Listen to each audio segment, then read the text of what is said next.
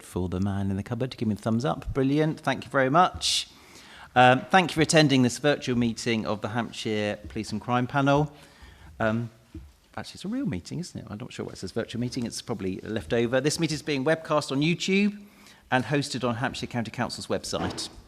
Just for everybody's benefit, just thinking about housekeeping and broadcasting. The fire alarm arrangements for today are that this is a continuous alarm sounding at any point during today's meeting. Proceed out the doors and back towards reception. Leave the building and congregate outside the Great Hall. If you haven't already found the toilet facilities, they're out of this door and on the right-hand side. There is a hearing loop. This room is fitted with a hearing loop. Please turn your aid to T. Please switch off your mobile phones onto silent. Is that okay, Vice Chair? Yes. Brilliant, fantastic.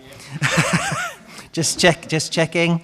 And in accordance with social distancing guidelines, those attending today's meeting are asked to wear a face covering unless medically exempt when moving around the room. But you may, of course, remove these when you're seated. As far as filming and broadcasting, the press and members of the public are permitted to film and broadcast this meeting. By entering and remaining at the meeting, you are consenting to being filmed and recorded, and to the possible use of those images and recording for broadcasting purposes. Thank you very much. So first of all, just to deal with item 1, as far as apologies for absence, I've got apologies from Councillor Stuart Bailey from Hart, Councillor Tonya Craig from Eastleigh, Councillor Andrew Joy from Hampshire County Council, Councillor Philip Lashbrook from Tess Valley, Councillor Ken Munchkamp from Rushmore, and Councillor Matthew McGee from Southampton. Any other apologies? No? Thank you very much. Any declarations of interest for this afternoon's meeting? No? Thank you very much. As far as questions and deputisations, there are no public questions or deputation requests that have been received in advance of this meeting. As a reminder, this meeting is a meeting held in public, but not a public meeting. Therefore, members of the public are welcome to observe the meeting, but are not able to ask questions. And now we'll move on to the significant item which you've got as item 4, which is the confirmation hearing for appointment to the role of Deputy Police and Crime Commissioner. We have a report in front of us which goes through some of the basic information as far as name of the preferred candidate, a report from the PCC, and the requirements of the role and terms and conditions of appointment. We will ask questions of the candidate, but how we'll run it is the Commissioner is going to give us a presentation, then we'll ask some questions, and then we'll move on to the candidate, if that's acceptable to the panel. Is that all right? So over to you, Donna. Thank you very much, everybody. I want to start by saying thank you for also taking a whole day out of your diary. And this afternoon session is obviously very much at my request of all of you to consider the position of a Deputy Police and Crime Commissioner for my office.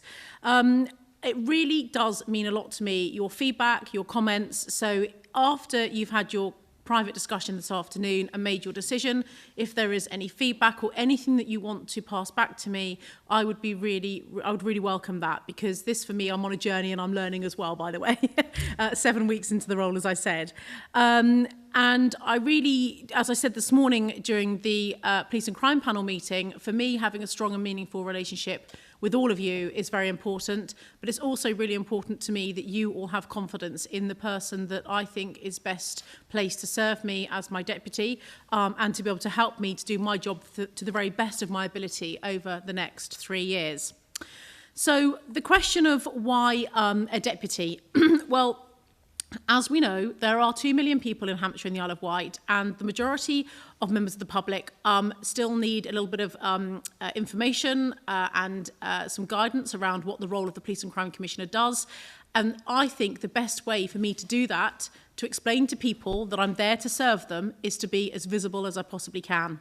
And over the last 9 years, across the whole of the UK, there has been some criticism in some camps of commissioners not being as visible as they possibly could be. So for me to be outward looking, for me to be visible, for me to be going out on beat surgeries, for me to be going to street stalls, for me to be going to parish council meetings, I need some support. 2 million people, one of the fourth largest constabulary in the country outside of the Met Police.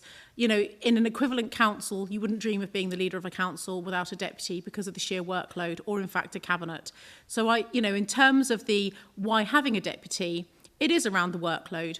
But also, as you will know, on the 16th of March, the Home Secretary published her first part of a two-part review of police and crime commissioners. There are a number of things covered in that report on the first part of her review, which I'm not going to go into today.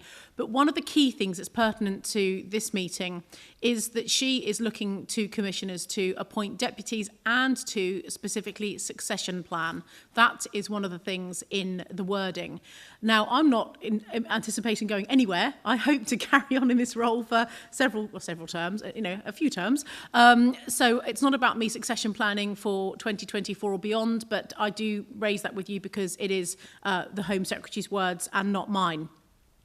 So one of the things that she wants us to do is to start thinking about having deputies, and there is work going on at the moment which is leading towards, I think, that becoming a mandatory position in any case. In fact, Matthew Barber, who is our neighbouring commissioner at Thames Valley Police, has already gone through this process with his police and crime panel and has had that confirmed and supported. The same to have a deputy, the same with Lisa Townsend in Surrey, and the same with David Lloyd in Hertfordshire, who is a second-time incumbent commissioner.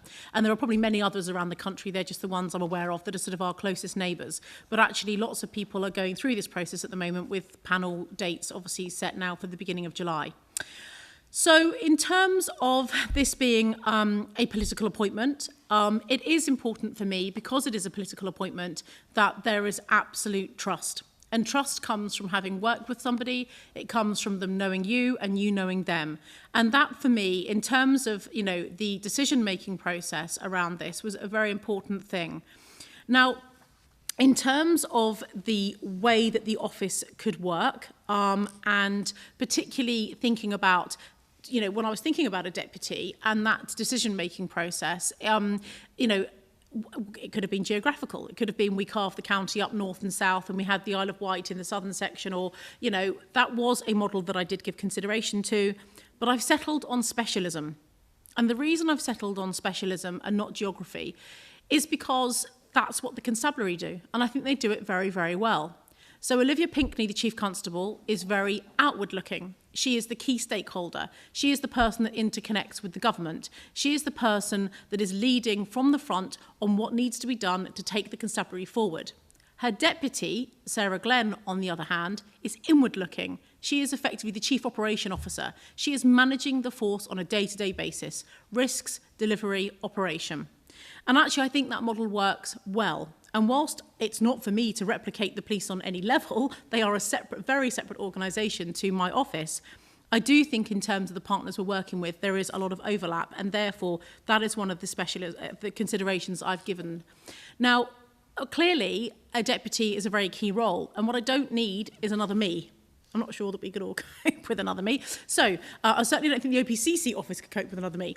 So actually, one of the things that I wanted to do was to have a deputy that complemented me, yin and yang, black and white. I don't need someone that is going to just sit there and be a yes person to me all the time and look at things through my lens. I want somebody who's going to challenge me. I want somebody who's going to ask the, but why? And what's the relevance? And what's the point in doing that? And whilst I'm a visionary, and I'm a solution finder, and I'm a communicator, and I'm an outward-looking person, Luke, on the other hand, is inward-looking. He's a deliverer. He's very, data-driven. He's very focused on the detail. So in terms of the complaint process, in terms of the Joint Audit Committee, in terms of the Ethics Committee, in terms of going through policy, in terms of grant funding, these are all of the sorts of things that Luke is really, really good at. And I don't say that because I think, I say that because I know, because he's done it all as the Executive Deputy Leader of one of the city unitary authorities here in Hampshire. So that's the why.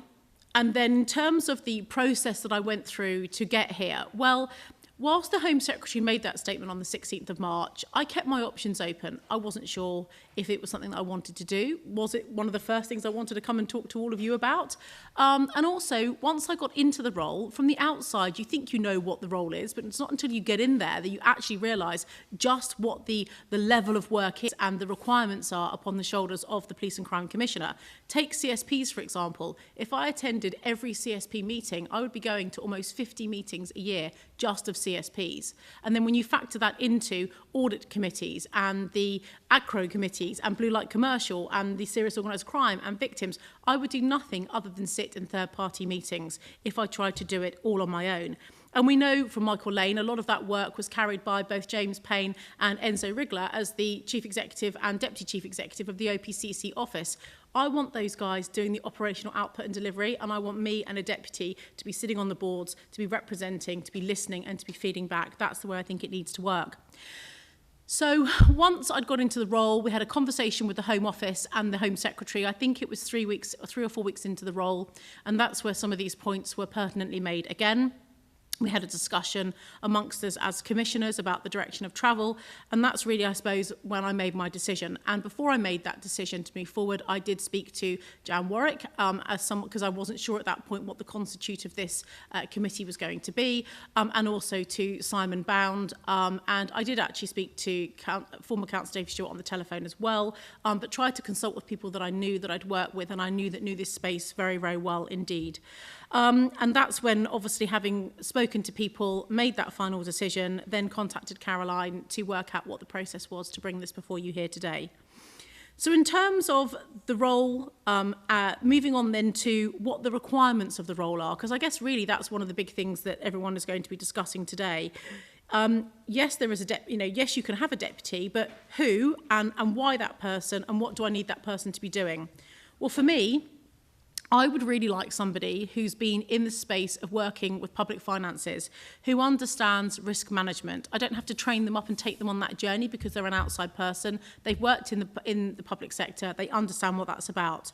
They also understand the budgeting process, the laborious November through to February. They understand the trials and tribulations of annual budget settlements and how fantastic a 3-year settlement would be. They also understand what precepting means and what the risks are of the precept being too high for too long and possibly not spending that money properly. They understand treasury management, something that I'm very keen to review to make sure I'm getting as much bang for my buck as I can do on behalf of the taxpayers of Hampshire and the Isle of Wight. They know partners. They understand the interface between CCGs, or the now ICS, Hampshire County Council's relationship with the Isle of Wight, be it through education or through children's services. They know and understand local government partners, the difference between a parish council, a town council, the difference between unitary and districts. Particularly pausing for a moment on the ICS and the health model, this is quite key for me because actually when I was the leader of Portsmouth City Council, social care, as you know, is for a unitary, for an upper tier council and for the county council, it is your biggest headache, your biggest budget, your biggest problem area. And I was doing so much as leader of the council it's such a huge area. I knew I didn't have headspace to get into that area, get under the skin of it and know what's going on. So at the end of the first year of my administration, I spoke to Luke, who was then my deputy leader of the City Council, and said, I really want you to take on social care. We both know it's a huge issue and I need you to get under the skin of that and sort it out. And he did it, and he did it quite well. So he, much better than me, knows the health partners, the health landscape and the direction of travel. And actually the impacts of funding issues and structure of health partners, NHS trusts, hospitals, and also the way that we commission as upper tier councils creates a massive issue for the police around mental health, as you will know. People who are brought into custody who are actually quite sick, and the reason they're in a cell is because it's the safest place for them, and actually we all know that's absolutely not the right place for them. So someone to be challenging and be robust in those meetings, to be supporting the constabulary when they are talking about the changes that are required and how we're working with mental health assessment teams, that's something I think Luke will be able to do far better than me. Having a good national radar. a deputy who's able to say to me, have you seen? I think Luke says that to me at least once a day and has done for 8 or 9 years that we've worked together. Well, I mean, we're both councillors. I was a councillor in Portsmouth for 13. Luke's been there nearly 16, 17 years. But, you know, in the 8, 9 years that we worked together with him being my deputy, both in opposition and in administration, have you seen? Have you read? Did you see on the Daily Mail? Or did you see? You know, he's always kind of bringing things up with me because he's a very analytical person. He's constantly searching for information, but I'm a visionary. I'm too busy talking to someone. Luke's reading about what's going on behind the scenes, and that's why it kind of works so well. Finally, I think it's somebody who knows me, someone who understands my appetite for risk, which is actually different to his. He is more risk averse than me. I'm a bit more, let's have a look at it. Let's see if we can make this work. So I don't need another me, like I say. I need someone who's going to challenge me. I need someone who's going to be robust and who will hold me to account before I get held to account by all of you.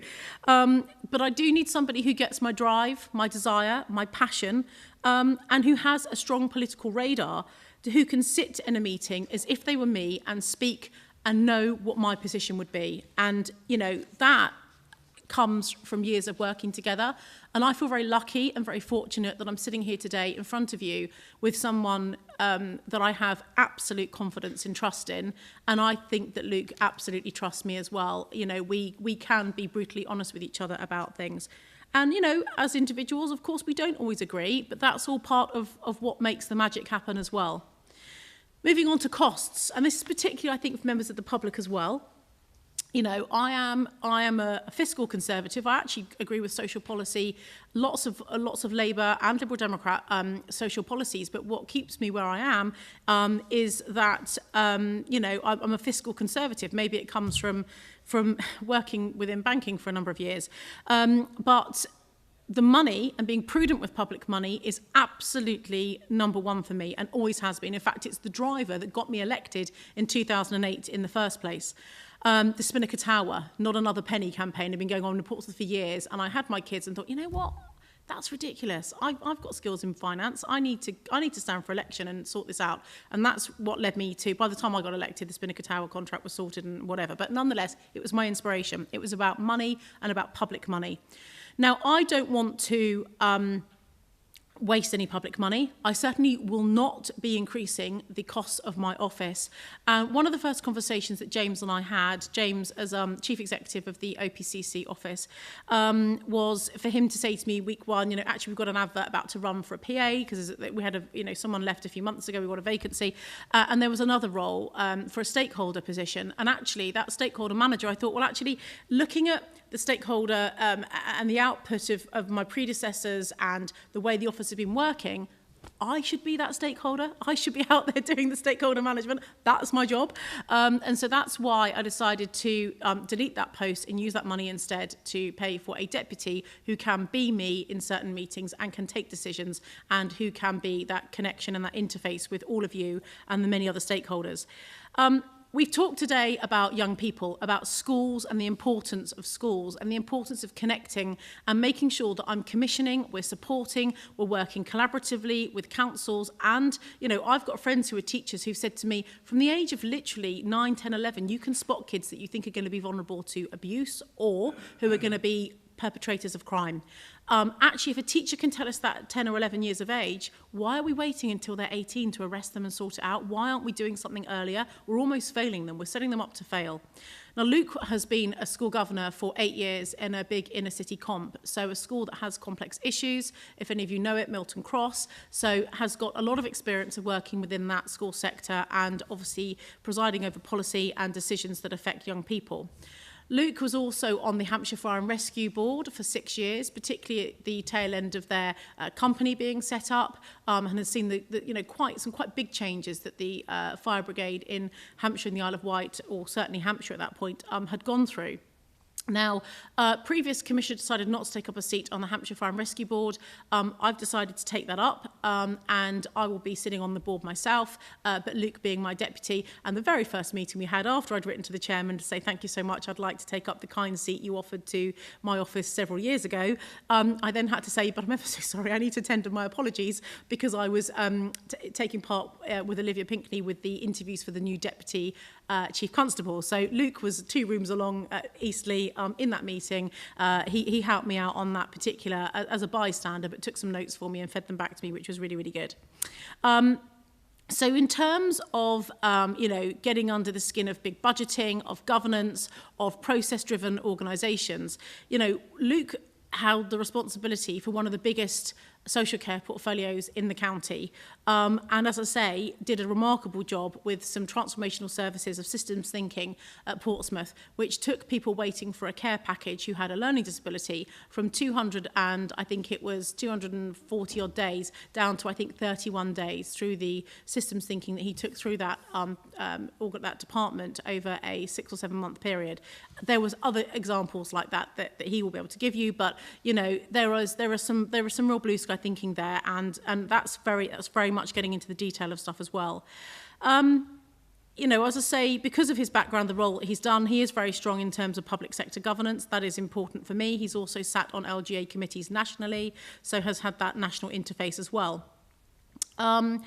In terms of the grant bidding process, I did mention that earlier, and I think that understanding the delivery, particularly with Treasury Green Book type requirements, and the experience that both Luke and I have had through putting bids together and then going through the beauty pageant of government departments to try and win that extra bit of money, that's something that we do quite a lot in my office. So having a deputy that also understands both commissioning out of money, but also bidding to and bidding for money is important, as well as somebody who understands the powers of general competence that you all have, those of you that are councillors, versus the powers that we have in the police force, which are actually not the powers of general competence. They are very much more limited to the delivery of police services, and that goes for me as the OPCC as well.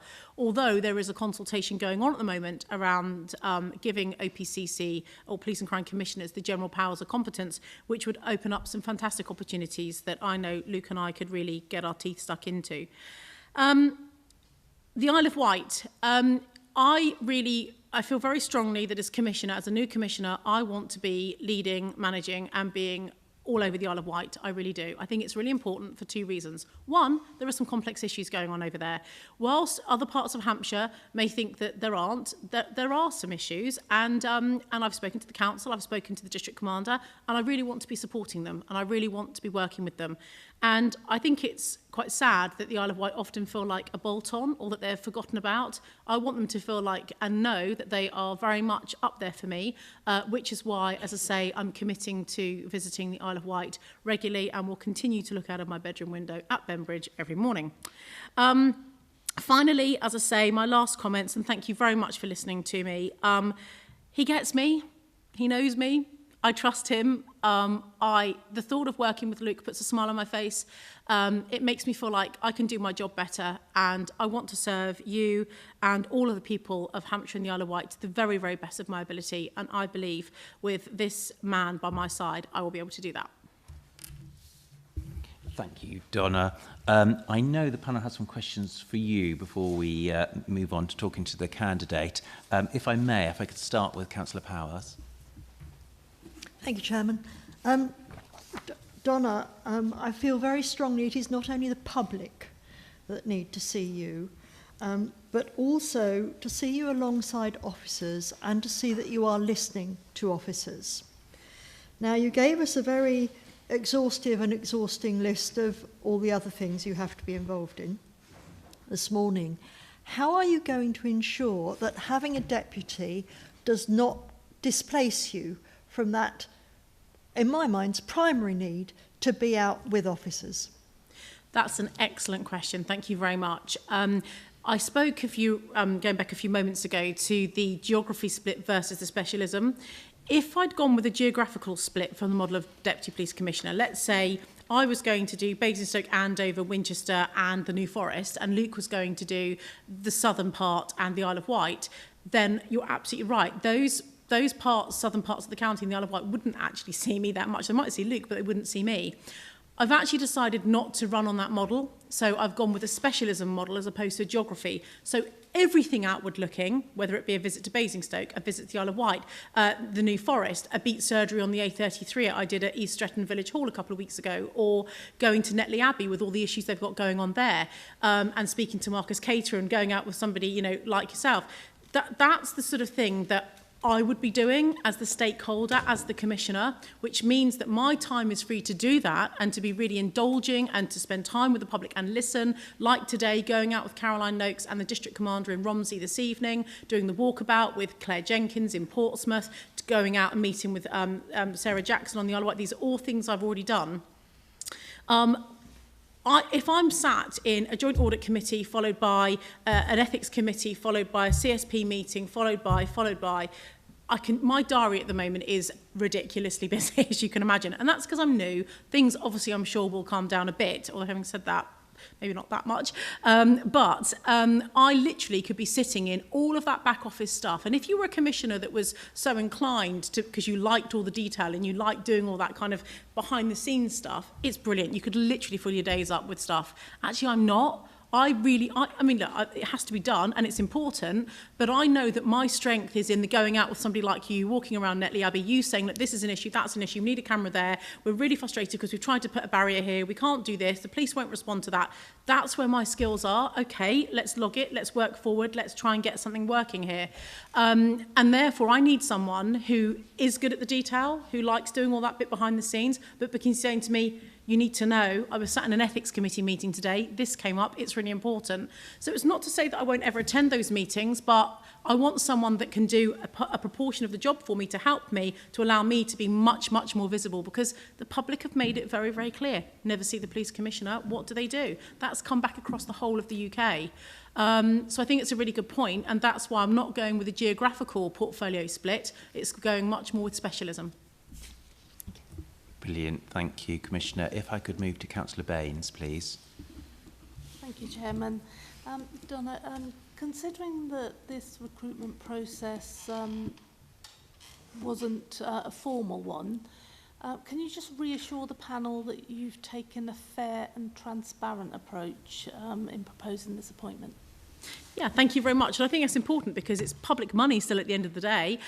So being fair and open and transparent with things, you're right. And it's not a normal recruitment process because normally you'd create a job description, you'd advertise it, you'd get CVs coming in and you would be considering and shortlisting and matching job spec versus, someone's skill set to the job.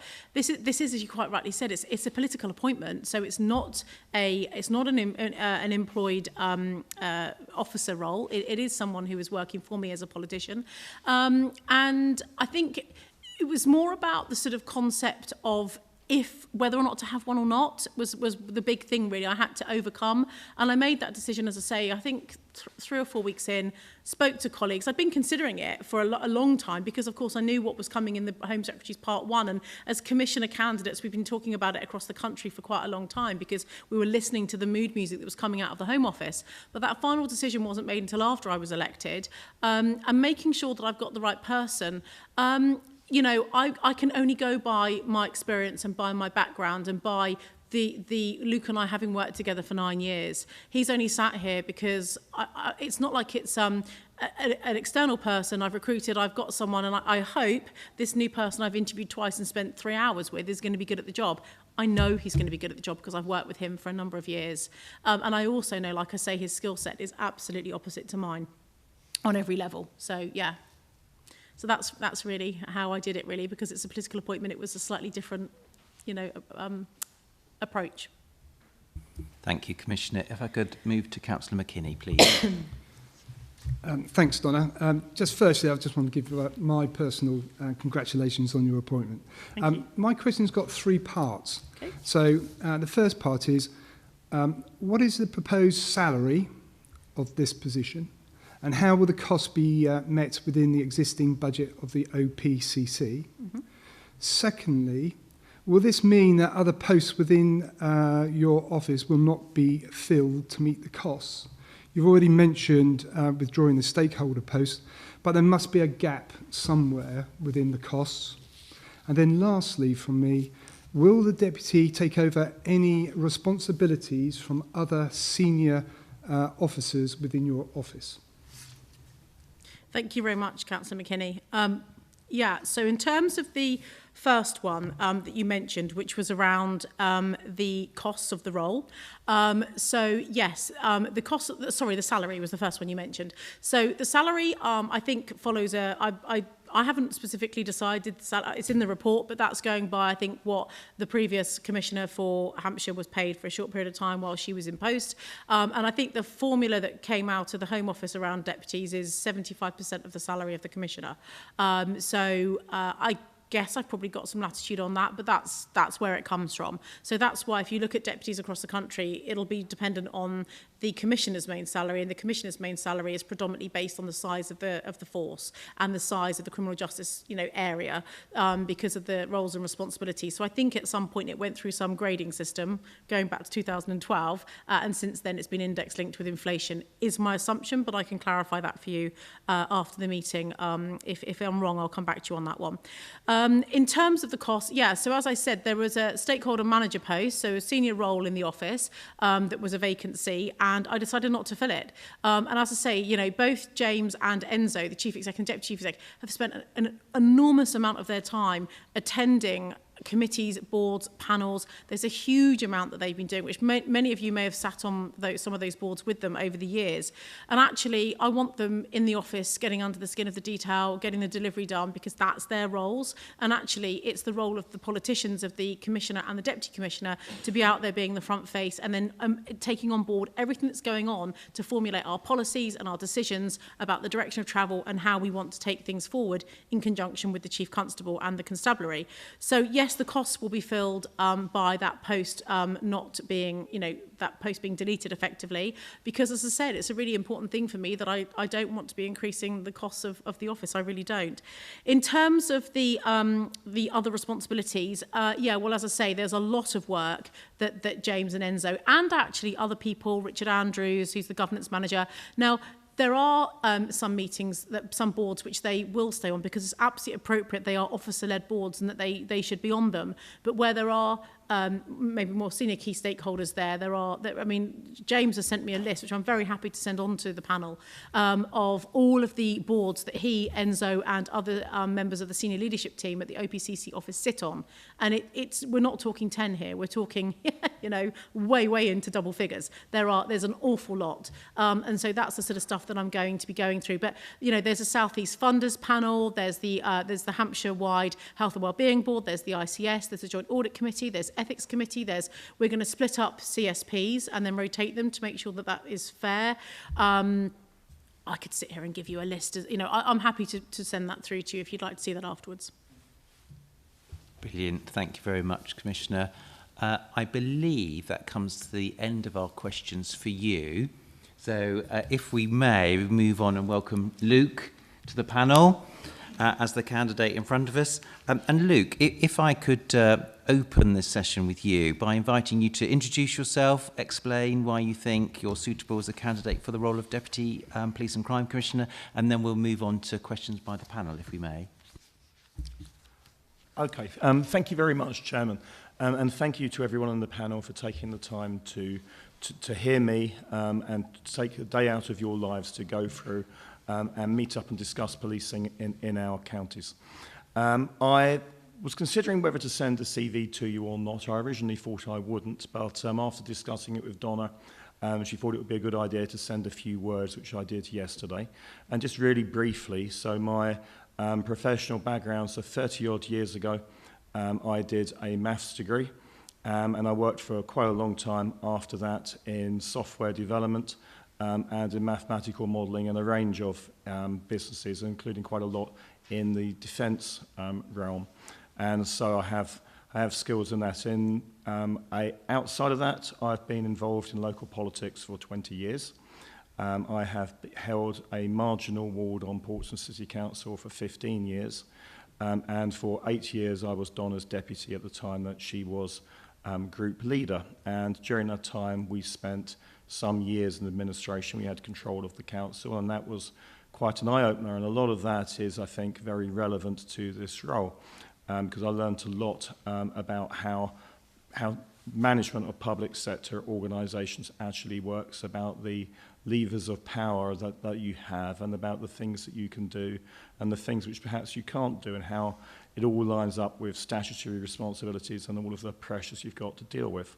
So on the budget process, Don has talked a fair bit about the budget. we basically did the budget together. And this was during a time when large savings were required, so the budgets wasn't just last year's budget again with a few small tweaks. Big changes had to be made. Over a short period, we had to take out effectively about a quarter of the budget, depending exactly what you count, but my favourite measure of it was a quarter. And to get to that, it was very challenging, and we managed to do it by preserving at least, we preserved quite a few things that we wanted to preserve, things which, initially I was worried we wouldn't be able to. And this was done really partly by generating income, and I know that doesn't always carry over into policing, but also by putting in place processes to make the council more efficient, which meant that as the years went by, the budget process got easier. The first budget was really difficult because we just had to save a lot of money and didn't have a lot of time to do it. And by the time we got on to a couple of years in, even though the headline amounts of money were quite large, because we managed to make some shift in culture so that people were planning ahead, and we were in a position whereby the budgets actually didn't feel too bad, and everything felt like it was part of a process. And I think public sector budgeting is obviously a key issue with policing. In fact, in some ways it's harder because you don't get told what amount of money you get to the absolute last minute, and you can't, as easily as you can, the local authority, use reserves to be a shock absorber so that you can at least give yourself 12 months notice of any change. But getting the police budget right is an absolutely critical issue. I also, in my time on the council, had responsibility at one point for planning and regeneration policy, which in Portsmouth, as in everywhere else, is often controversial. We were starting as an administration from a position of not being anti-development, but recognising that a lot of the public are. And so from a PR point of view, there was that conflict to try to resolve and to explain why we were taking the actions that we did, and I think we did that pretty well. I also had the brief for adult social care and public health, which was the largest part of the council, as it is for any local authority. And as with any local authority, had significant cost pressures to deal with. And there are a couple of things that I'd like to pick out that we did from that, which I think are relevant and are points that we could look at within the police service. So one is, as was mentioned by Donna, to do with systems thinking reviews. Now, I know everybody says, well, we'll just look at things and make them more efficient. And it's, but then you go for a process and it actually turns out everything's the same as it was before. And we did a somewhat different approach to that. It was bottom up, so it was led by staff and using the knowledge that they had. And because it was led by staff, they felt they owned it. So when the consultant went away again, it still stuck. And that had a real big difference to the amount of cases and so on that were assessed. And it didn't cost any extra money, and I'm pleased to see that that work has continued and been built on. And there will be opportunities for taking that sort of approach within policing. Definitely there will. We also were very involved with the NHS. We took a lot of steps towards NHS integration and joint management, and to try to basically not cost shunt from one organisation onto the other. And, that is something which is going to be relevant to policing as well. Mental health is quite a big driver in police costs and police activity. And I am hopeful that we will be able to come up with some solutions to make that run better jointly with colleagues in health. We also put a lot of work into the third sector. Now, in common with much of the country, this is something that had been neglected, and I admit my own mistake. The first year of budgeting, I was keen to take out anything on spending on the third sector because we couldn't afford it. But on reflection and learning as you go along, and you do change your minds on some things, I think it became clearer that by not having early intervention, we were actually spending more money on things at the end of it rather than less. And that by working and the third sector can give you some great value for money at times. And by working with them and by strengthening them, so they work together collaboratively in what's now called the Hive, that it's helped everybody, and there absolutely is scope in the adult social care world for using that to drive savings. Now, in the policing world, I think there's quite a bit of overlap. Policing, if you look, the police commissioner's budget is largely a budget spent with the police on reacting to crises of one kind or another. Now, that's important, but it will be better still if the crises didn't all occur. And I know you can't stop everything, but you can take out some of the demand through acting early. And I think that there's got to be something which has to be looked at. I mean, this role, Donna's role, is wider than just the police, and it is about the whole of the system.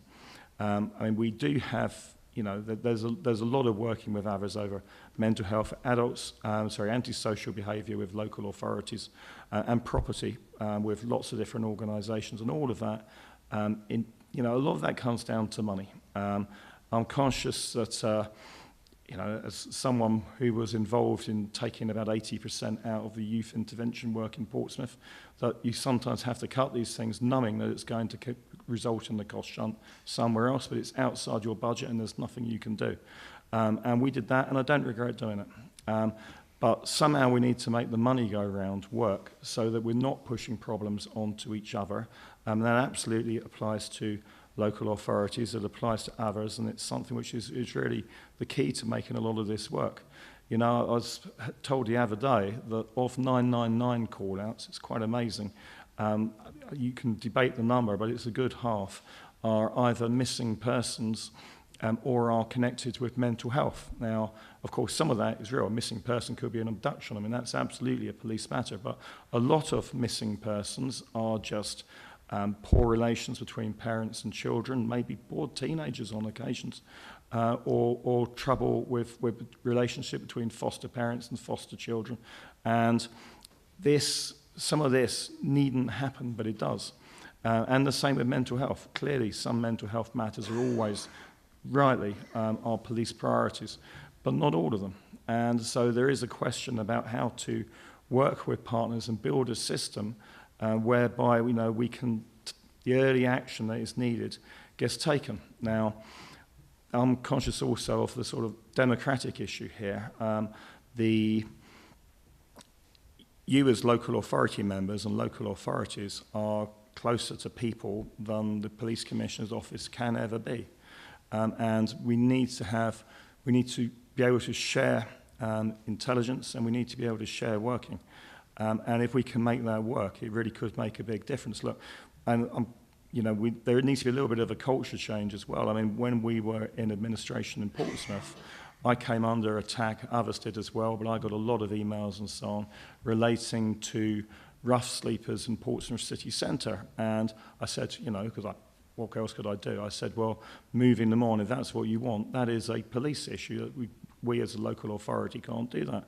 And the relevant people involved contacted the police commissioner, who said it's a local authority problem. And so I just got battered. Well, what are you doing about it? It's a local authority problem. And people, if they're told one thing by a local authority and one thing by the police, they seem to be more likely to believe the police over the councillors, which I'm afraid is a shame. But that's how it is. And we shouldn't be doing things like that. We should be all part of one local government family working together to provide solutions for the communities that we all represent. One of the things that I've also discovered recently, which is rather concerning, at least I think it is the problems caused by micromanagement from the Home Office. Now, as a member of the public, I always suspected there was a lot of micromanagement from the Home Office. Some of it is worse than I thought. Just one example, there are others, is crime data integrity. And this is recording crimes and making sure that all crimes are recorded. And clearly, if all victims should have the incident that affects them recorded, but this is taken to ludicrous levels. So children under the age of criminal consent, if one of them says, my brother pushed me, that's a crime, and that has to be recorded in the system. And this is all wasting huge amounts of time. So if you are a victim of a major crime and there were a couple of other minor things which also took place to enable that major crime, in practice, police will try to prosecute the major crime. And they won't really tend to go through the problem of, in your door mirror got knocked off as well. But you have to record all of that, and this is causing a huge amount of work. And, you know, of course, it's Home Office, so it's not something Donna can just say, well, we won't do that. But it is something whereby if Donna has the time to do some of the national work and some of the national portfolios, you know, a lot of this is about making contacts. If she has the contacts with the right people, there might be at least some scope for some movement. And there's already been a tiny little bit of movement on one thing, and it is only tiny, but, you know, just to throw it in, which relates to the Ministry of Justice. So there is a problem around Aldershot Police Station. Rushmore Council have previously raised this. This relates to the police station. Magistrates' courts may have a local authority land in the area about the condition of the estate. And from the police perspective, the police have always been prepared to move if there's a solution to it. You know, if it's a matter of moving to another location, new building, and it all adds up, no problem. Ministry of Justice, you can't even get hold of anybody. And it is part of the power of the Commissioner's office that, you know, by being able to meet ministers and so on and very senior civil servants, Donna's at least got a contact. No one's managed that before. So at least, you know, there's, I know that's the first stage, but it's just an illustration of, you know, I think that there is actually potential for by being very front-facing for Donna to be able to make a real difference on some of these problems which have plagued us for a long time. And I think within that, my role, as Donna has said, will be much more sort of internal, but I think we can, you know, I think we do complement each other on that. And just the last couple of points. I mean, I think I should say that clearly Donna would do a lot of the forward-facing and media stuff. She is the one with the public mandate, and she's also first-rated it. But I have had experience in dealing with these things. When the Grenfell fire took place 4 years ago, Donna was away on holiday. And it was my 40th birthday in defence. We had a couple of blocks in Portsmouth which were caught up in that with potentially flammable materials, and I ended up having to do 10 TV interviews in 2 days, or media interviews, including the Today programme, various other things. And that was fine, and sticking to the brief, you know, was no problem at all. The last thing I just want to say is I am a councillor as things stand. Now, if appointed, my term expires next year, and I would not restand under those circumstances. And that so far as the councillor's allowance is concerned, clearly I wouldn't draw it. I wouldn't benefit from it. I would either, and this I'm not sure about because this goes into tax matters, either not draw it or in some form of auditable way give it away to charities. So that's really what I want to say by introduction, and I look forward to your questions. Luke, thank you for your introductions. That's very useful. We'll move to questions from the panel, and to start with, we've got Councillor Renyard. Yeah, thank you, Chair. And thank you, Luke, for being with us today. My question's just around how you envision the role sort of working out for yourself, what duties you feel you need to be taking on there.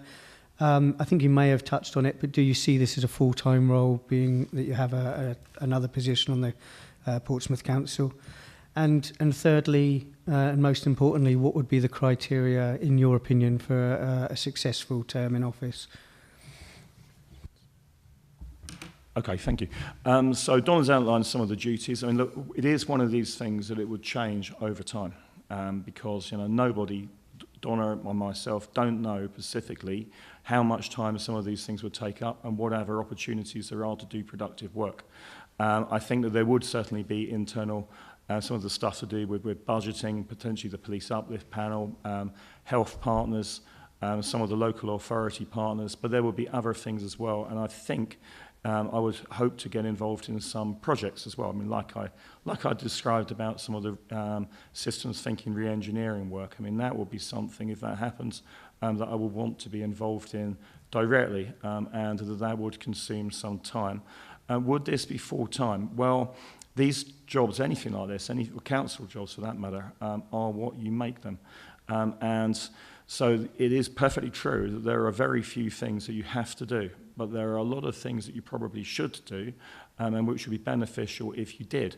So I think effectively, yes, I do think it will be full-time, and I acknowledge that that would mean, therefore, that it would mean I really wouldn't be able to carry out a lot beyond a minimal amount in the way of council work.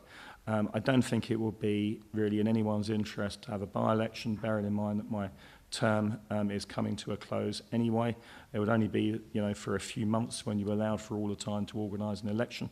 And so my preference is to remain a member and to do, yes, a restricted amount of work, and obviously, quite properly to make the point that ties in to the councillor allowance, which I absolutely would not be proper for me to benefit from, and I absolutely wouldn't. In terms of success criteria, that's quite difficult. So the work has started on the police and crime plan, and the idea structurally is to have an implementation plan, and so the success for the whole office of Police and Crime Commissioner revolves around having things that make a difference in there and actually seeing them through. Now, success for me personally within that is harder to define. That is harder to define. All I can go back to is saying that I'd want to deal with some of the systemic issues, some of the budget issues, and that, I ought to be able to afterwards give you a very clear answer in terms of where I made a difference. But as it is, I can't tell you, I can't give you measurables because we haven't got to the point of knowing what the projects are. Thank you very much. Moving on to Councillor Baines. Thank you, Chairman. Hello, Luke. Welcome to today. We've heard from Donna about her skills and qualities, and a lot of us already understand and know those. What the panel would like to know is what skills and qualities you can bring to the table to actually complement those. Well, I consider myself to be quite sort of analytical and contemplative, and I think it is a matter of for me, I think it's going to be in terms of thinking through the things that we could do, which are deliverable within the remit that is available, and that I think that's the sort of core of it. Now, having said that, also as I said, I'm perfectly. If when needed to do it, I can do media. It will be mostly Donna that does such things, but I can absolutely do that. And also, I can absolutely deal with public meetings and so forth to support Donna's role. But I think being analytical basically is my answer to you. Thank you very much. Councillor Cartwright. Yes. Hello, Luke. I think in any interview sort of situation, one always talks about strengths and weaknesses. So I think the question I'd like to ask actually is, what do you see as your weaknesses, and how would you intend to grow your skill or understanding in these areas for this role? Shows you I haven't had a job interview for a long time. I didn't even plan around that one, and that and where do you want to be in 5 years' time? The classic questions, aren't they? So that's a really good question. I don't know what the right answer is to that. Well, of course, a weakness could be a strength as well, of course. Yeah, I certainly, I don't like to rush into decisions, and I do like to sort of reflect and hold back on doing things, and there have been occasions where that's been proven to be wrong, and I sometimes perhaps overanalyse what other people are thinking. And I can give you an example of something which we did on the council, which was definitely a mistake in retrospect, or I did, in fact, which was there was a major planning application for a tall building near the Hard in Portsmouth. And there were conversations with the applicant beforehand because the council was partly a landowner. And, we were concerned that the city wasn't getting enough out of it. in terms of there was no social housing, there was no hotel, there was no contribution to minimal contribution to infrastructure. They wanted to buy the land very cheap and so on. And so I asked for the application, I went to the planning committee and asked for the application not to progress, thinking that, well, it's £100 million, this scheme, you know, they're going to move by £1 million or two and we'll be fine. And then the whole thing fell through. So, you know, trying to overthink things can cause problems, and that was something which, yeah, that haunts me a little bit when I go down there and I see that grotty building is still there. In defence of him, it was also around the time of Brexit, so there was some other economic factors as well, by the way. Great, thank you very much. Moving on to Councillor Ashmore.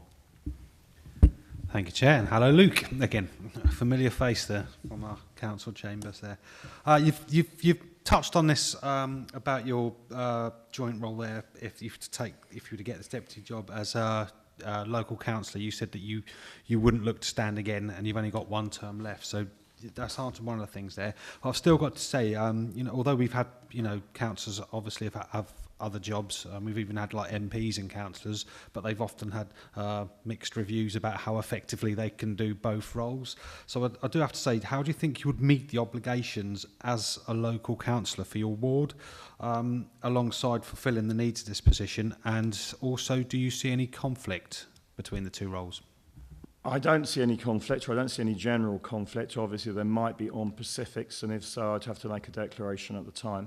I have, even though, as you know, it's a marginal ward, and I'm now in the position of having, for the first time, 2 ward colleagues who are doing very good job on casework, and so Linda Sines is very much taking the lead on the ward matters.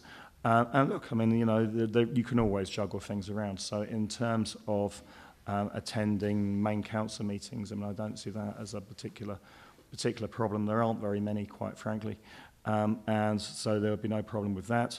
I don't really have any positions in terms of committees and so forth these days, and so I think it's perfectly manageable. And it's, you know, just to repeat, I mean, I think the alternative is to precipitate a by-election. I just don't think that's very productive use of time or effort when there's such a short time involved. Thank you very much. Moving back to Councillor Cartwright. Yes, thank you, Luke. I think you've sort of already explained some of your past experiences in the areas of health and service.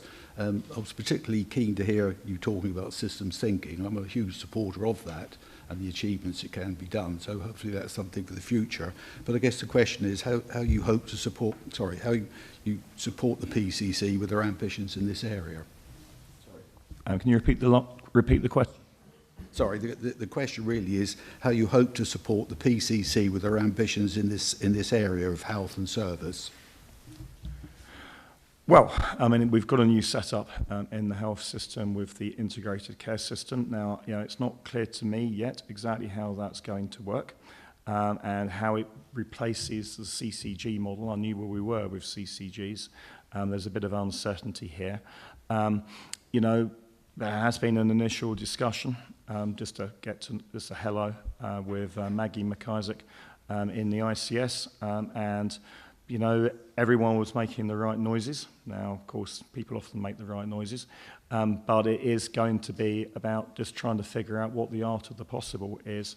I mean, and exactly where we are in terms of what are the problems arising in the police from mental health. I mean, I've gave an example of what I've heard about the level of 999 calls that are affected by mental health. I've heard other contradictory things, that the situation has been improved recently, or maybe it hasn't. I've heard both, and I don't know, you know, what the facts on the ground actually are on that. So that's going to be something to work through. I think there's going to be a bit of research about has anywhere else done better, because I'm very much a believer in copying. And if someone else has got a good idea, then you know, the whole not invented here argument doesn't apply. I don't care whose idea it is. If it's a good idea, we'll do it. And, you know, I mean, just from a little bit of sort of looking around, I mean, things do seem to be going quite well in Manchester on a lot of these things, and I think that will be worth looking at. Great, thank you very much. Moving to Councillor McKinney. Thanks, Chairman. Good afternoon, Luke. Luke, you've demonstrated significant experience within finance, and that's great. But as a potentially inward-looking Deputy Police and Crime Commissioner, what relevant experience do you have with the Hampshire Constabulary, either within your current councillor role or within the voluntary sector, that makes you a suitable candidate for the role of Deputy Police and Crime Commissioner?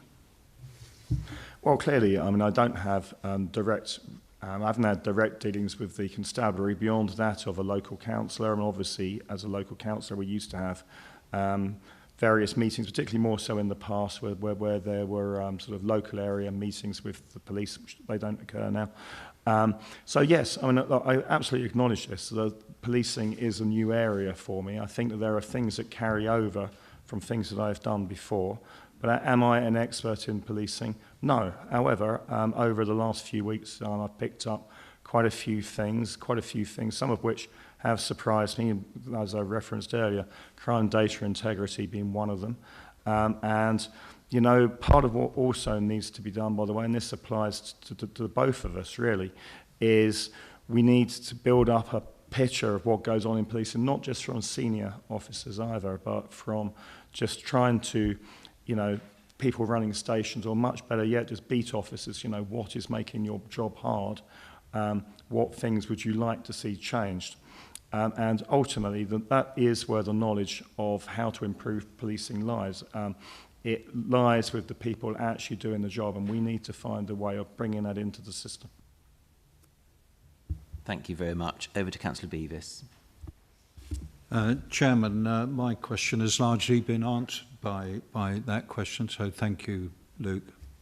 Thank you very much. Moving now to Dave Stewart. Yeah, thank you, Chair. Thank you, Luke, for putting yourself through a string of questions to the panel on day one. I've written down a couple of things. The first thing I want to say is I think Donna has made a very well-evidenced case for the role. And that was what I picked up on top of what I thought previously. So that needs to be clearly understood.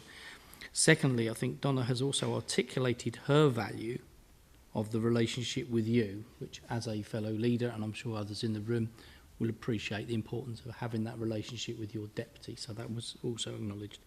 And I also actually appreciate your honesty in responses. So my colleague, Mr. McKinney, asked you a question about your knowledge of the police, and you could have waffled around it, but you actually said where you were, which I thought shows a bit of integrity on your part as well. So in that context, my question is, what is your understanding of the relationship of accountability between the Police and Crime Commissioner, the Chief Constable, and the Police and Crime Panel? So there's a bit of a triangle there. And if I can just put a little bit more context to that, clearly you have a good financial and, I would say, analytical brain, which will be extremely useful, and certainly when we come to precepting, things like that. But of course, my colleague Mr. Kinney and I are very much ex-cops, and then start to put in things like the people impact of a decision. So you could, for example, decide in your mind that a crime system wasn't very effective and the system needed changing, but that might have an impact on the lady that lives up at number 44, who won't appreciate the system, but might appreciate the benefit it gives at the moment. So in making those financial decisions, there is also a real people impact, if that makes sense. And I only use that example because that's what you gave us. So my question, going back to that, is what do you understand the relationship of accountability between the Police and Crime Commissioner, which you effectively represent, the Chief Constable, who is the operational commander of policing, and this panel, which is here to scrutinise and support? Okay, so in terms of the Chief Constable and the relationship between the Chief Constable and the Police and Crime Commissioner, I mean, the statutory position is pretty clear insofar as the Chief Constable has complete operational independence and independence basically to run the police day to day, and that the Commissioner's role relates to partly the Police and Crime Plan, which in legislation the Chief Constable is supposed to have due regard for, and also issues to do with budgeting, basically. Now, that's the legal position. The actual position is you know, it's a bit like a council, really. I mean, you know, theoretically, your powers as a member of a council leader or a member of the cabinet or whatever are less than your actual powers, but those powers come through influence. And I do think I have been encouraged to find that Donna has a good relationship with the Chief Constable and the admittedly soon to be outgoing Deputy Chief Constable, and that, you know, ultimately a symbiotic relationship there is essential, that if the two are in conflict, then the whole thing's not going to work very well. And so that relationship matters a lot, and that is about, there is going to be give and take on both sides to make that work. So it may be that, I don't have any examples for you on this, but there are some things that Donna would like to do, but can't because the Chief Constable is against it and because it's not the right issue to fight over. And there may be, and similarly, the Chief Constable will have to move on some things as well, and that's just how it's going to go. In terms of this panel, I mean, again, you know, the statutory position is pretty clear, but I think that we would like to have, I would like to have more than that. I would like to see, firstly, members given much greater opportunity to be more involved and to see more about what actually goes on, not just in meetings like this and reports, but actually go and see things and get a feel for it, and would really appreciate feedback from that, because we're all trying to learn here. And, you know, all of you have got different experiences which can really help what we're all trying to do. And yes, of course you have a role to provide challenge, and it does seem a very odd system, doesn't it? That you've got, theoretically, you've got the Police and Crime Commissioner providing challenge to the Chief Constable and the Police and Crime Panel providing challenge to the Police and Crime Commissioner. It feels like a very strange setup. And if we stuck to the letter of the legislation, it would be a strange setup and it probably wouldn't work very well. But, you know, I'm hoping that we can have a much better relationship than that, and that this whole thing can become a lot more, we can be cooperative and supportive, and all of us work together to improve the system. Thank you for that, Luke. If I can just build on that a little bit to come out of Dave's triangle, what do you believe should be the relationship between the Office of a Police and Crime Commissioner and the Police and Crime Panel, and how would you seek to develop that relationship, or maybe you wouldn't? Well, if you mean the office as opposed to the Commissioner, then, well, that's, I mean, both, you know, we're talking here about two organisations which are more or less scrutinising the police. Only one is one step removed. So I think that absolutely, you know, in terms of information sharing, in terms of providing you with whatever you need to do your job, then, yeah, of course we should do that. I think that in many ways, the accountability line, when there's disagreement, runs through the Commissioner herself. But, you know, in terms of supporting you in your role, clearly they should do that, because otherwise, again, we're setting it up as a conflictual thing, and we're actually trying to do similar jobs at the end of it. Thank you very much. If we could move to Councillor Stevens now.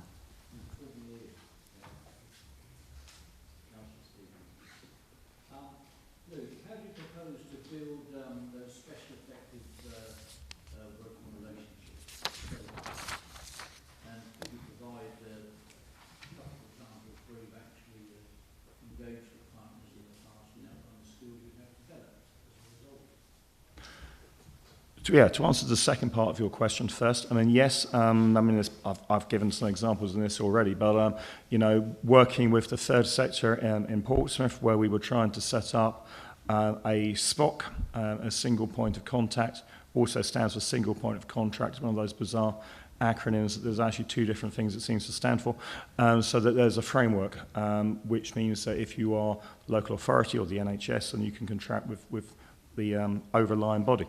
And that, you know, that involved a lot of trying to bring people together, and I think that worked. In terms of, we ended up with a joint head for adult social care and the Portsmouth CCG, and that brought together sort of teams of people and resulted in, I mean, it did result in sort of synergies there.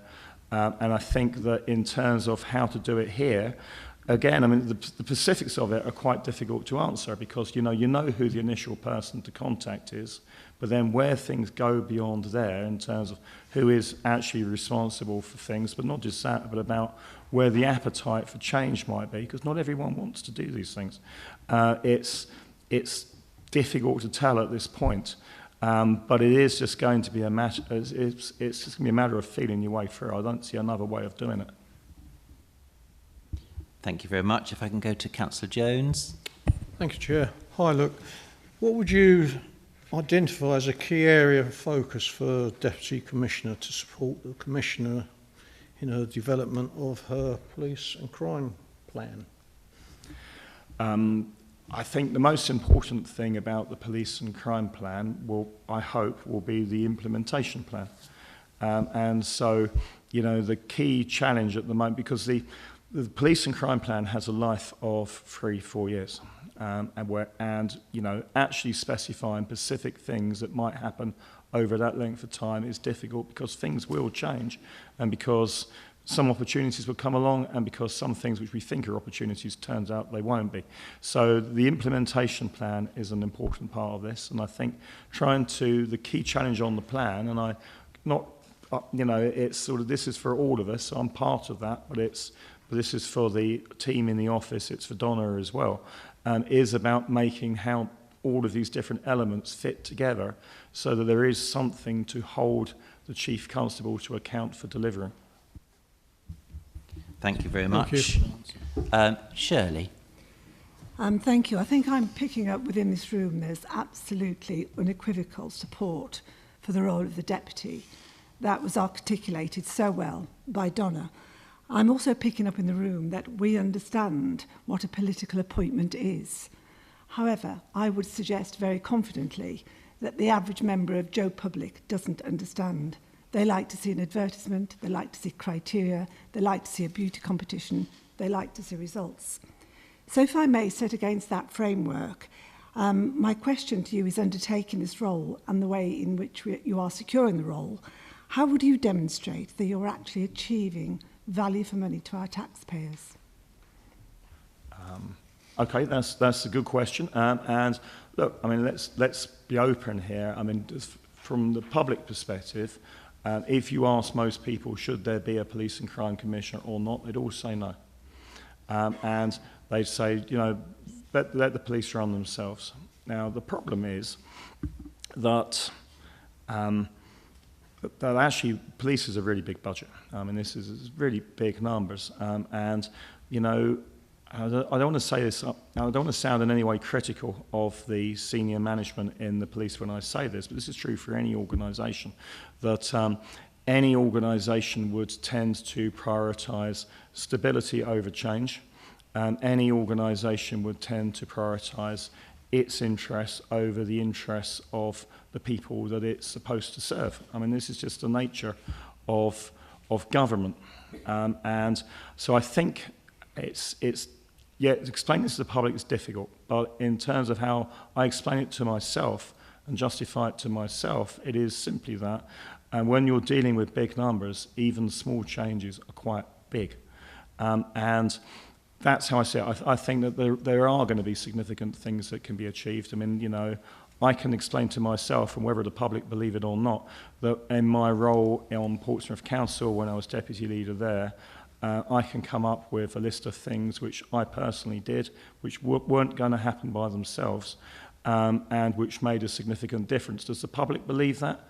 Very possibly not. But I'm confident in myself that is true. And I think, you know, so morally, the person I would want to justify this appointment to the most and to prove success or failure to the most, my most important critic is myself. In terms of explaining it to the public, that's a tricky political thing because I know the public will not be sympathetic, but it is just going to be about just to explain, well, these are the things which has been achieved in Donna's time in office, and I'd be part of that. Thank you very much. If you can then move back to Councillor Baines. Thank you, Chairman. My question, so both yourself and the Commissioner have represented the public within a similar political and geographic boundary. How do you intend to ensure that you represent or will represent all communities across the whole of Hampshire and the Isle of Wight, and not just be seen as the Pompey powerhouse? And number slightly differently, but linked to that, and with some of the things that you've said about engaging with partnerships, and how will you ensure that you will engage with the partnership landscape in a two-tier area? Because, you know, it's very different to the unitary area that you currently serve. Okay, thank you for the question. So yes, both Donna and I are from Portsmouth. I would say, firstly, in terms of different different communities, that there are different communities within Portsmouth itself, and we made efforts to reach out to different parts of the community, including younger people, ethnic minorities, and so forth, within the city. And sorry, my voice is going. I've had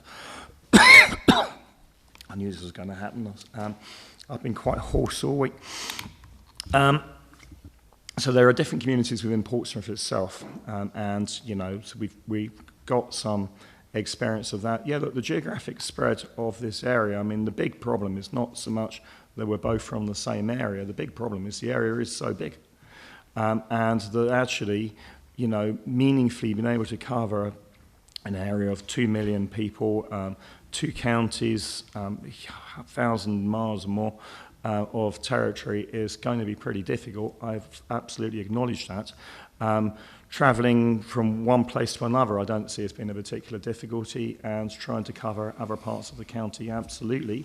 The bigger problem is just going to be the area is so large, and there are so many, you know, organisations and entities and communities within that, including all of the council areas, that is going to be a stretch.